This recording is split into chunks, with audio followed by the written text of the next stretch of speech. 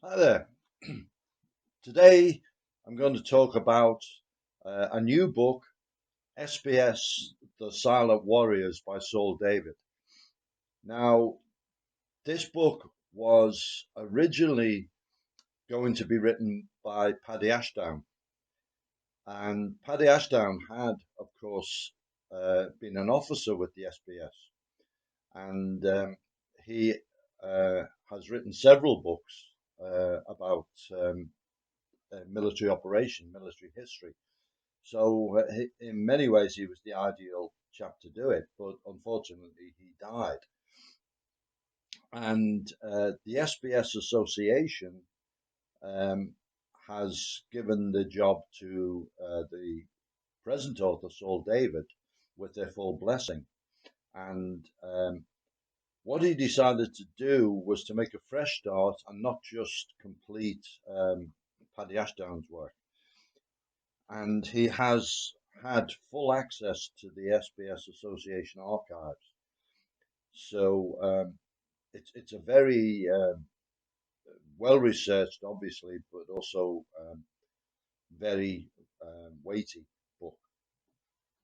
So the modern SBS is part of the Royal Marines, but the wartime SBS was a mixture, and originally it was an army organisation, and then later other organisations such as the Royal Marines came into it. And it's quite a confusing array of organisations with the letters SBS in it. And Saul David makes it all very, very clear. He illuminates all this genealogy in a very thorough and informative way in the book. So the chap who really can be the founding father was Roger Courtney. And the book opens with him conducting a ship attack in Loch Fyne up in Scotland on a commando carrier, just to prove the concept of an attack by canoe. And it's successful, and he is able to promote the idea of using canoes as a special method in wartime operations. Now, Roger Courtney is one of these chaps who really come to the fore during war. They are made for adventure and made for military operations. He had left England as a young man to work in Africa, and he became a big game hunter, a licensed hunter, and did that for many, many years, and also a gold miner. And then when he decided to come back to the UK, he bought his first canoe. Um, I think it was called Buttercup, and he canoed 4,000 miles down the Nile to the Mediterranean. And on the way, he spent time learning bushcraft with various people, indigenous people, and so he became an expert at living off the land. So when he came back to the UK, when the war started, he joined up and volunteered for the commandos and was commissioned into 8 Commando.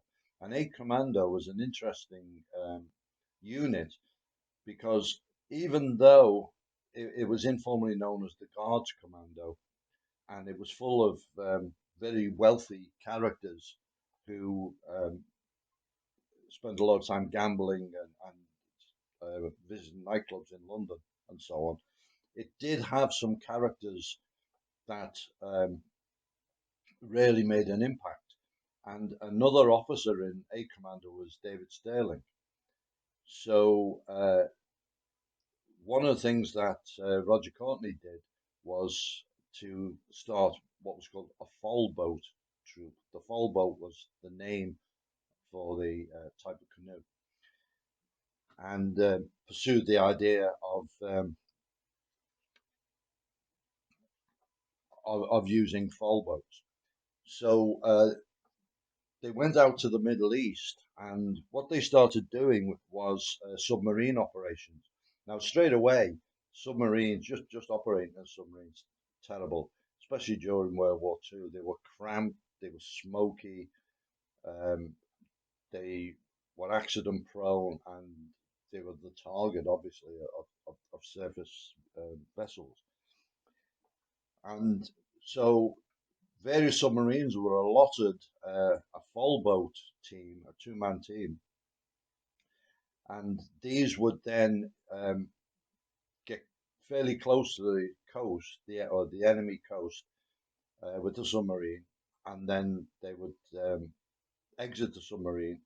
And there was a couple of things. They would either um, take the canoe to about 400 yards offshore, and then one of the team would swim the rest of the way. So they were swimmer canoeists, or they would beach the canoe, and both of them would go in.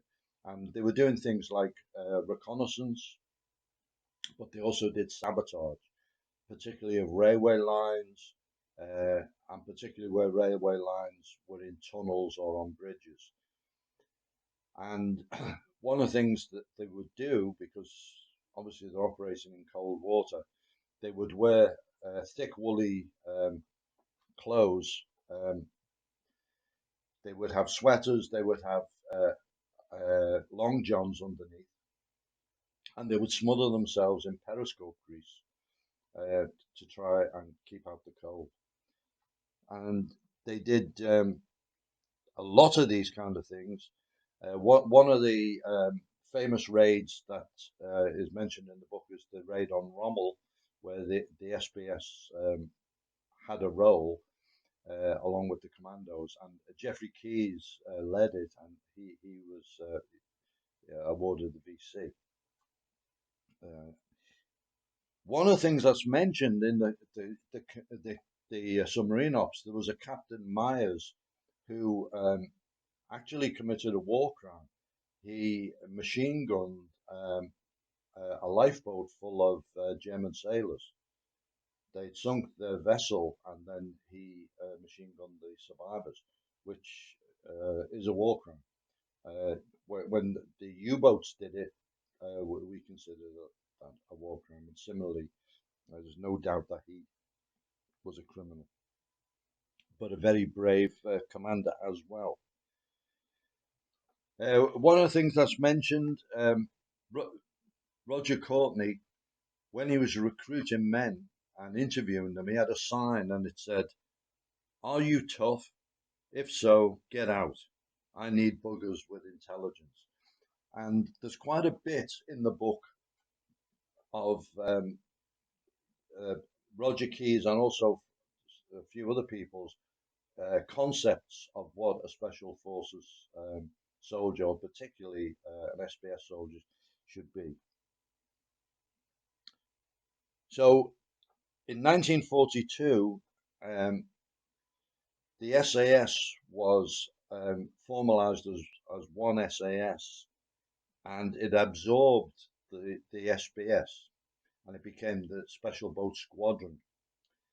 And then a little bit later, when David Stirling was captured by the Germans and Paddy Mayne took over, the force split into the SAS, the SRS, the Special Raiding Squadron, which was the SAS role, and the Special Boat Squadron. And that was under George Jellicoe, Lord Jellicoe. And so for quite a while, the SBS was the linked into the SAS. And Jellicoe was another former 8 Commando chap, so they really did provide quite a bit of the backbone of Special Forces during the war. Then we come to the Royal Marines, and Herbert or Bert Blondie Hassler, a Royal Marines officer, had similarly and independently seen the idea of canoeing. He'd done quite a bit of canoeing himself, and he was able to form what was called the Royal Marines Boom Patrol Detachment. That was a cover name for his organisation, and the main operation that they were known for, Operation Frankton, was the book, The Cockleshell Heroes, which Blondie Hassler hated that title, was the attack on the German shipping deep up the river, the Gironde, in France. I've reviewed the book about this operation previously, and you can have a look at that. So I won't really talk too much more about that. Then there was another organisation, Combined Operation Pilotage Parties, under an officer called Wilmot, and they did almost exactly the same role as the Courtney's SBS. One of the operations, they were operating in the Med. They were doing a reconnaissance of Sicily, and two chaps, Lieutenant Bob Smith and Lieutenant Brand, were doing this reconnaissance. And when they came to RV with the sub, they couldn't find it, and they were splashing about in the water for quite a while. And realised that they weren't going to find the canoe. Now, I'll just mention that the navigation task for this kind of thing was incredibly difficult. You can imagine they didn't have the aids that we have now. Um, it was at night. They were very worried about light discipline and so on. So signaling to a submarine um, uh, that may or may not be there, um, or the swimmer coming back to find the canoe offshore. It was difficult tasks, and there were some guys captured as a result of that. Anyway, Lieutenant Smith and Brand couldn't locate the submarine, so they had to make a decision. Do we go and surrender, or do we paddle 70 miles to Malta? And that was the decision. So they set off, and indeed they paddled all night and got to Malta. So some amazing stuff. And COP, the Combined Operation Piloted Parties, they also used the X-craft, the miniature submarines, which you can see in some movies about the war. Terrific little, tiny little submarines, which were almost death traps. Okay, then we come to D-Day. Now everybody knows 6th of June, 1944. However,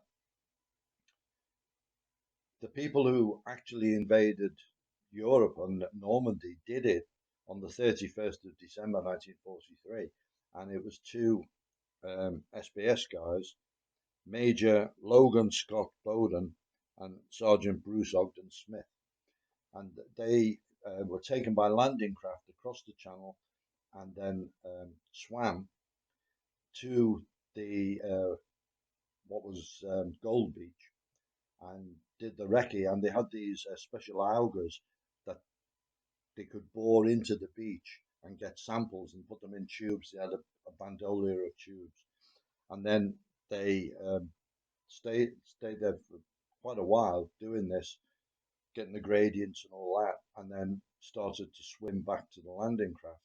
And the sergeant, Ogden Smith, said, calls to the major, and the major wonder what's happened, swims over to him, and he says, "Happy New Year, sir." it's it's New Year's Day.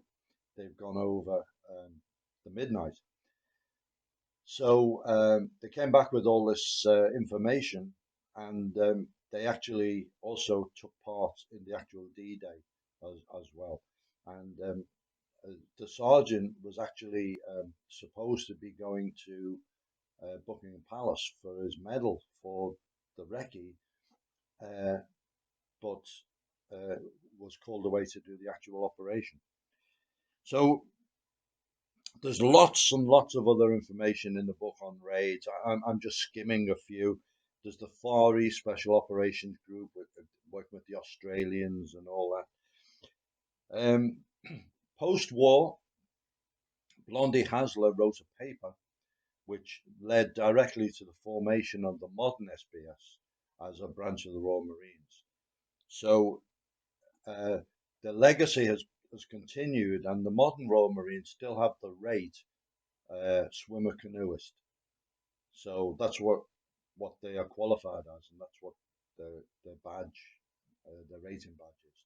So the legacy from the wartime army and Royal Marines and all these various units um, lives on in the modern SBS, and they still use canoes, and obviously uh, they they still use submarines, uh, but they use all the other methods of delivery of modern special forces. The book is terrific. Um, some of the stuff is jaw dropping. I can only really take my hat off to those chaps who pioneered all this stuff and developed it um, under wartime conditions.